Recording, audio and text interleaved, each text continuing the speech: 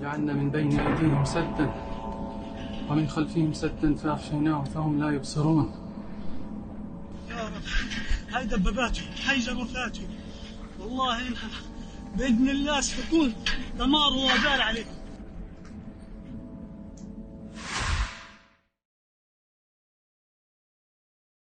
Operasi invasi darat ke Gaza oleh Israel sudah berjalan lebih dari seminggu sejak diumumkan oleh Perdana Menteri Netanyahu akan dilaksanakan mulai 28 Oktober 2023 lalu.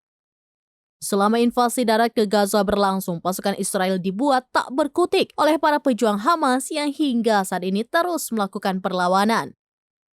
Lebih dari puluhan tank Merkava Israel dihancurkan sayap militer Hamas Brigade Al-Qassam ketika mulai memasuki wilayah Gaza. Terbaru, Brigade Al-Qassam merilis video penaklukan bulldozer raksasa milik Israel yang masuk ke wilayah Gaza di bagian utara. Diketahui sejumlah bulldozer dikerahkan Israel untuk meratakan Gaza dengan tanah. Adapun bulldozer tersebut melewati wilayah permukiman dan kamp pengungsian sipil Gaza di Jenin hingga Tulkarem.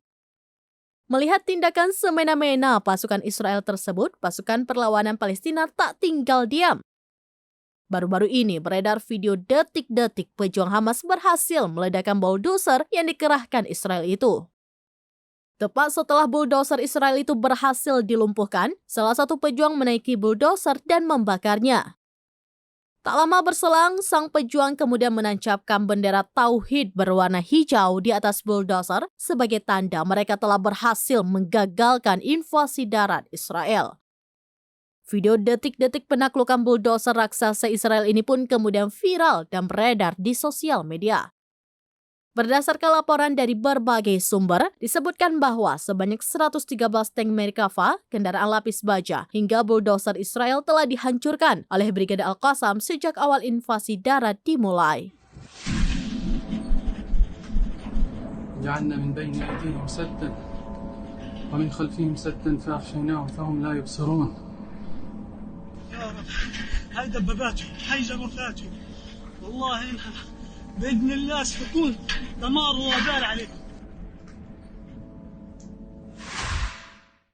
Download Tribun X sekarang, menghadirkan lokal menjadi Indonesia.